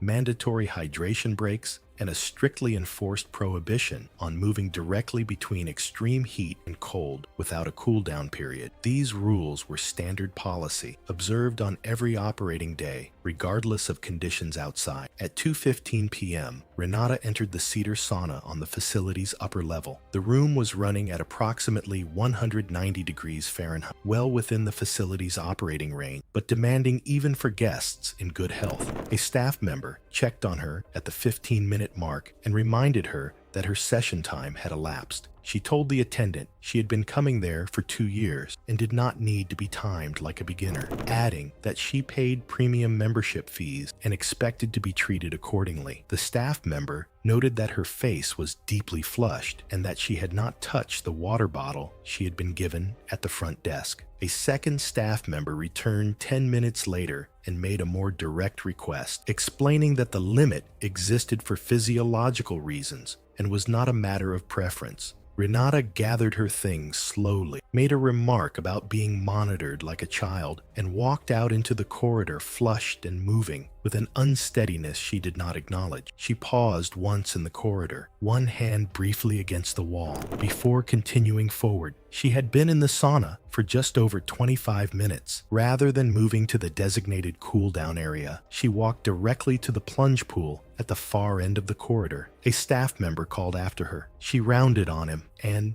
in a sharp, dismissive gesture, kicked the rubber safety wedge from beside the pool entry. It skidded across the wet tile. Her momentum carried her forward. With the wedge displaced and the tile slick beneath her feet, she lost her balance and went over the edge into the 50-degree water. What followed was not instantaneous. The sudden immersion triggered an involuntary gasp and a sharp constriction of blood vessels, placing additional strain on a cardiovascular system that had already been under stress for more than half an hour. Witnesses later reported that she emitted a strained guttural sound and briefly brought a hand toward her temple before her grip loosened. Her body slackened and she slipped beneath the surface without attempting to resurface. Staff reached her within moments and pulled her from the pool. Paramedics arrived a few minutes after the emergency call was placed and transported her to a medical center. Renata Voss was pronounced dead at 4:02 p.m. The medical examiner determined the cause of death as intracerebral hemorrhage with hypertensive cardiovascular disease and acute thermal stress, listed as significant contributing factors. Immediately following the incident, local health authorities ordered the spa to suspend operations pending a formal investigation. The facility was temporarily shut down while inspectors reviewed safety logs, staff training records, surveillance footage, and emergency response procedures. It was August 21st, 2016.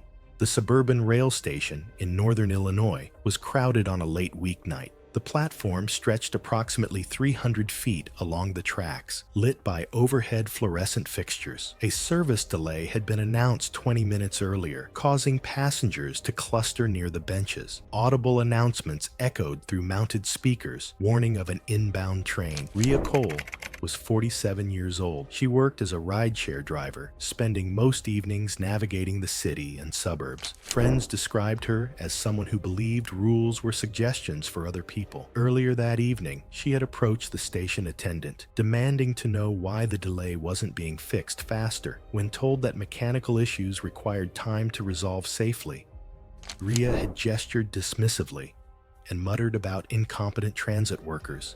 That night, she had parked near the station to pick up a fare. The passenger had texted that they were waiting on the opposite platform. Rhea stood near the edge of the southbound platform, looking across the tracks. The overpass would require walking the length of the platform, climbing stairs, crossing, and descending on the other side. She checked her phone.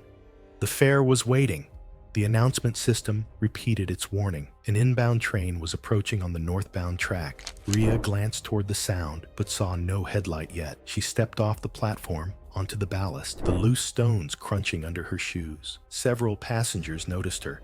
A woman near the platform edge called out a warning. Rhea looked back and made a dismissive hand gesture. An older man pointed toward the approaching train and shouted more urgently. Rhea shook her head and continued walking, her posture suggesting she found their panic overblown. She crossed the first rail and continued toward the opposite platform. The train's headlight became visible around the curve. The horn sounded, a long, sustained blast.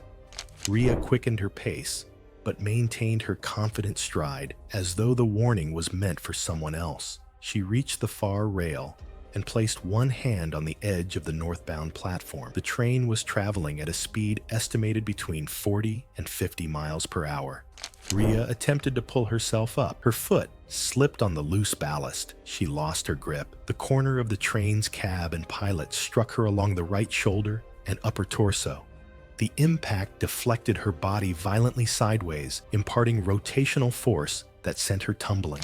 Multiple ribs fractured. Her clavicle was shattered. She was thrown clear of the tracks, her body striking the ballast and rolling several feet before coming to rest. The train's emergency brakes engaged. Passengers on both platforms began shouting. Several dialed emergency services. Two men climbed down and approached Rhea's body. She was lying on her side, motionless. Blood pooled beneath her. Her eyes were closed. No breathing was visible. Emergency responders arrived within 6 minutes. Paramedics confirmed massive blunt force trauma. The injuries were unsurvivable. She was pronounced dead at the scene. The train operator provided a statement to transit police, confirming the horn had been sounded and emergency braking initiated immediately. Investigators reviewed footage from station cameras and passenger videos. The recording showed Rhea dismissing multiple warnings before stepping onto the tracks, despite the audible warning and visible train approach. The county medical examiner listed the cause of death as multiple blunt force injuries sustained in a train strike. The death was ruled accidental due to trespassing on active rail property. Service resumed approximately 3 hours later. It was September 3rd, 2016. The afternoon sun beat down on a private hiking trail near Sedona, casting sharp shadows across the red rock formations. Linda Levine, a 44-year-old realist in the Verde Valley, was at the edge of a steep ravine, her attention fixed on stray dog wandering near the sandstone cliff edge. Linda had built a successful career selling residential properties throughout the Verde Valley, known equally for her persistence and her habit of inserting herself into situations uninvited. Colleagues at her brokerage described her as someone who genuinely believed was helping, even when explicitly told to stop. Friends and family saw a pattern of public confrontations with strangers she deemed irresponsible, from parking violations to dog owners she felt weren't controlling their pets properly. The ravine system near Sedona features steep canyon walls composed of layers of weathered sandstone and limestone, carved over millennia by seasonal water flow. The rock formations are notoriously unstable, particularly along cliff edges where thin, undercut veneers of sandstone and loose sediment aid deceptive footing. Park officials had posted multiple warnings about the specific trail Linda was hiking, noting recent rock slides and deteriorating path edges. The area's jagged rock formations, some jutting up like natural spears from the canyon floor, made any fall potentially catastrophic. That afternoon, Linda encountered a group of local hikers who regularly fed the stray dog. When Red wandered near the ravine edge, approximately 30 feet from the trail, Linda immediately announced she would rescue it. The locals insisted the dog navigated the terrain regularly and would return on its own. Linda responded by loudly criticizing them for their negligence, calling them irresponsible for allowing a dog near dangerous terrain. When they warned her about the unstable sandstone layer extending 10 feet from the visible cliff edge, she dismissed their concerns entirely. Multiple hikers attempted to physically stop her, but Linda pushed past them, focused solely on reaching the dog. She stepped beyond the warning markers, moving across loose rock that shifted visibly beneath her boots. The dog, sensing her approach, moved closer to the ravine edge. Linda followed, now 25 feet from stable ground, standing on a section of trail that had been marked as structurally compromised just weeks earlier. A dry crack ran along the ledge as she advanced. The sandstone gave way.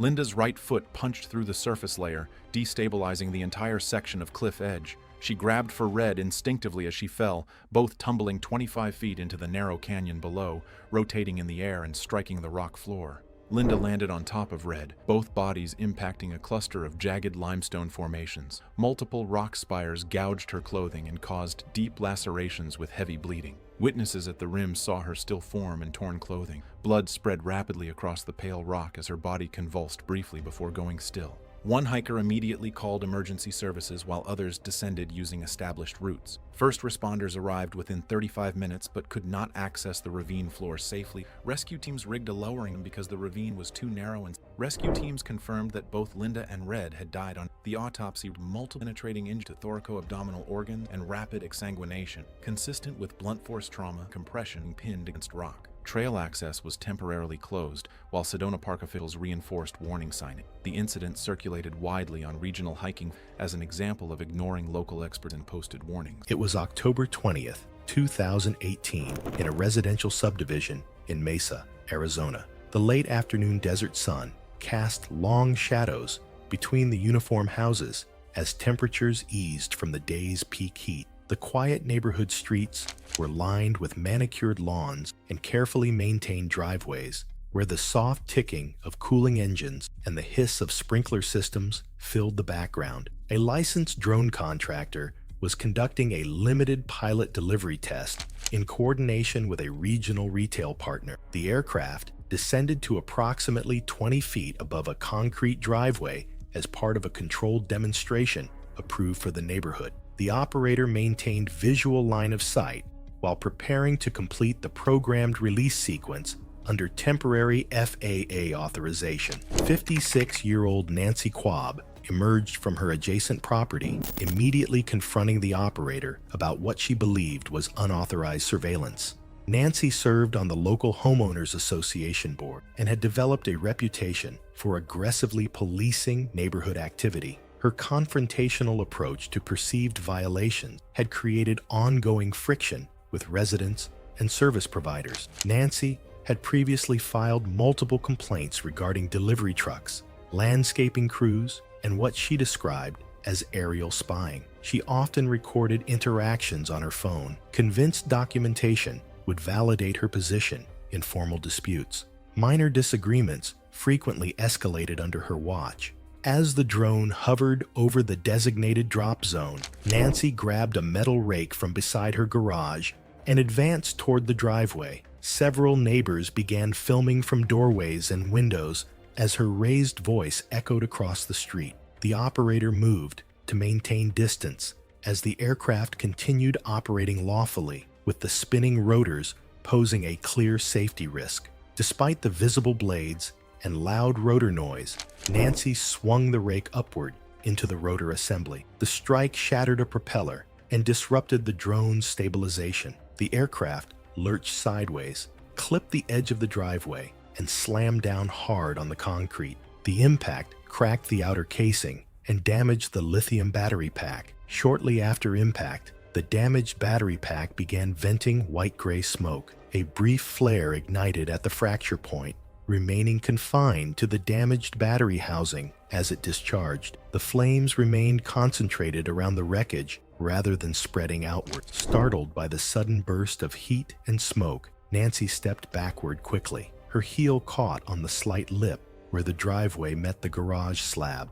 Off balance and already leaning away from the smoke, she fell straight back. Witness videos, later reviewed by investigators, showed her head striking the concrete without her arms breaking the fall. The impact was clearly audible on multiple recordings. The drone fire continued to burn in a contained pool of flame a few feet away, gradually diminishing as the battery exhausted itself. The operator called emergency services while keeping bystanders clear of the smoking debris. A neighbor used a garden hose to cool the wreckage once the flames subsided. Nancy remained unresponsive on the driveway. Paramedics arrived approximately 9 minutes after the 911 call and initiated advanced life support.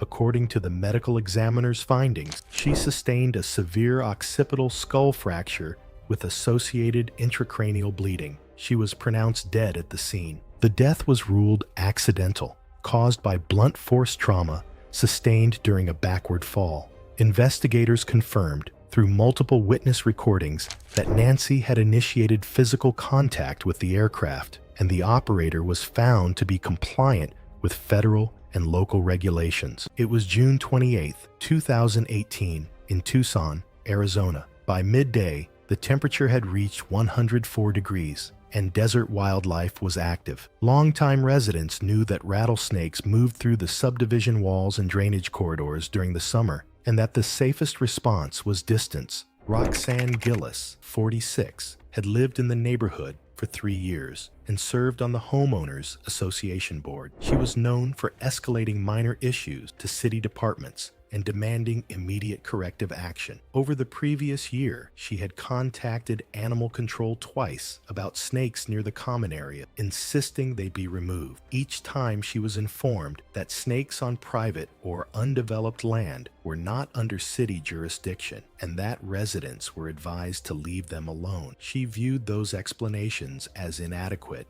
and dismissive. In the weeks leading up to the incident, she had also raised concerns during HOA discussions about reducing spending on outside contractors, including wildlife relocation services. That afternoon, during her usual midday walk, a neighbor spotted a diamondback rattlesnake coiled at the base of a block wall along a shared pathway. The neighbor stepped back and began calling a licensed wildlife relocator. Roxanne arrived moments later and pushed past the small cluster of neighbors to get a clearer look. Despite being told repeatedly to stay back, she stepped closer to the wall and leaned forward, studying the snake with the same measured focus she used during Homeowners Association inspections. She waved off the suggestion to wait for a professional and positioned herself between the snake and the others, effectively taking control of the scene. She indicated that she had handled situations like this before and that it did not require outside help. She had no gloves, no tools, and no protective equipment. When someone pointed that out, she crouched anyway, lowering herself to within a few feet of the coiled rattlesnake. The snake remained tight and elevated, its head angled toward her movement. The snake began to rattle as she extended her hand toward its tail. Several neighbors backed away and told her to stop. She hesitated only briefly, then leaned in again and reached closer. The rattlesnake struck forward in a rapid arc and bit her right hand between the thumb and index finger. Roxanne stood abruptly and stepped backward. 2 puncture wounds were immediately visible. The neighbor called 911 without delay. Paramedics arrived approximately 20 minutes later. During transport, her hand began swelling rapidly, and she reported increasing pain and dizziness. At the hospital, physicians administered anti-venom and admitted her to intensive care for monitoring. Laboratory tests revealed significant disruption to her blood's clotting function, a known complication of rattlesnake envenomation. Despite additional anti-venom and aggressive supportive treatment, she developed internal bleeding overnight. Her condition deteriorated steadily. Blood pressure levels fell to critical readings, and efforts to stabilize her were unsuccessful. Roxanne Gillis was pronounced dead the following morning. An autopsy determined the cause of death to be complications of rattlesnake envenomation. In the weeks that followed, the Homeowners Association circulated guidance reminding residents not to approach or attempt to relocate wildlife and to contact licensed professionals instead. The neighbor, who had initially called for help, provided a statement confirming that Roxanne had ignored repeated warnings to keep her distance. The snake was later located by a contracted wildlife relocator and removed from the area without further incident. It was July 9th, 2016. The public boat ramp on the western shore of a recreational lake in southern Missouri was packed by late morning. The concrete incline descended at a moderate grade into murky water that smelled faintly of algae and gasoline. Temperatures had climbed into the low 90s. Humidity made the air feel heavier. Vehicles towing boat trailers formed a slow-moving line that stretched back into the gravel parking area. Engines idled. Radios played through open windows. Families unloaded coolers and life jackets while waiting for their turn. The ramp itself was slick in places from water and moss. Tara King was 38 years old. She worked part-time as an assistant in a small real estate office, handling paperwork and scheduling showings. Friends described her as outspoken and quick to react when she felt slighted. She had driven to the lake that morning with her teenage son to launch a borrowed fishing boat. The wait had stretched past 20 minutes. Tara grew visibly frustrated. Her SUV was third in line. A pickup truck with a large aluminum boat trailer sat directly ahead. The driver had stalled twice while attempting to back down the ramp. Tara put her vehicle in park and stepped out. Her phone remained mounted on the dashboard, live streaming to a social media account she used occasionally. The camera captured the interior of the SUV and part of the ramp through the windshield. She walked forward, moving between her vehicle and the pickup. Other drivers watched from their cars. The concrete was wet and uneven. Tara approached the driver's side of the pickup, gesturing with one hand. Her voice carried over the ambient noise, but words were indistinct. The pickup driver, attempting to reposition the trailer, released the brake. The vehicle began rolling backward down the incline. The trailer followed. Tara was standing slightly to the left of the truck bed, near the rear axle of the trailer. She turned as the trailer moved. The hitch assembly struck her at knee height. The impact knocked her sideways onto the wet concrete. She fell onto her back. The trailer continued rolling. One trailer tire passed over her upper right thigh. The combined weight, roughly 1,800 pounds, crushed the leg against the concrete. The femur fractured under compression. Bone fragments tore through the femoral artery and surrounding vessels. Blood began pooling beneath her as a rapidly expanding hematoma formed in the thigh. External bleeding followed. The trailer rolled another foot before the driver reapplied the brake. Tara did not move. Her breathing became shallow and rapid. Bystanders began shouting. Two men ran toward her. One attempted to apply pressure using a towel from his vehicle. The bleeding was difficult to control. Tara's eyes closed. She lost consciousness within roughly 30 to 60 seconds. Someone dialed emergency services. The call was logged shortly before noon. Paramedics arrived within 12 minutes.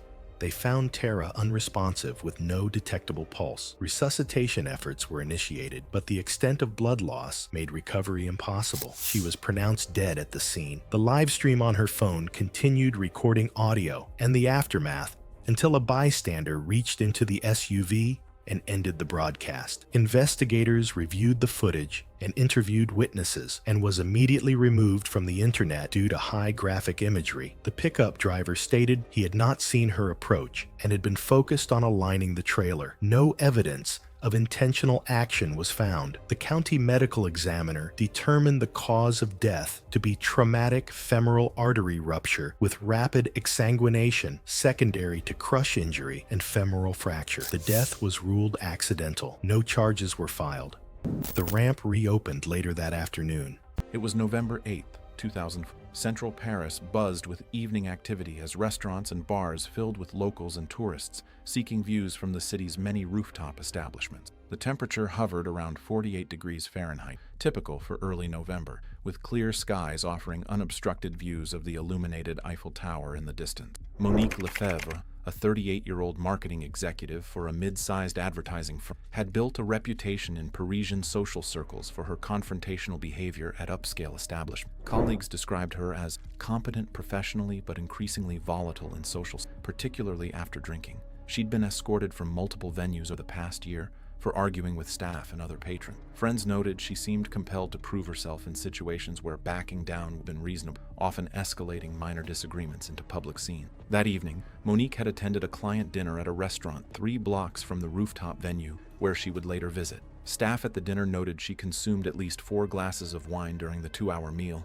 her speech becoming noticeably slurred. She'd mentioned wanting to visit a specific rooftop bar known for its panoramic city views, convincing 2 colleagues to accompany her despite their concern her visible intoxication. The trio arrived at the upscale rooftop establishment around 9:45. The venue, located on the 5th floor of a historic building, featured a wraparound terrace with a metal guardrail whose top rail stood about 3.5 feet above the terrace floor and included a lower horizontal mid-rail and a shallow footledge that made footholds possible. The host immediately assessed Monique's condition and politely refused service, citing the establishment's policy regarding intoxicated patrons.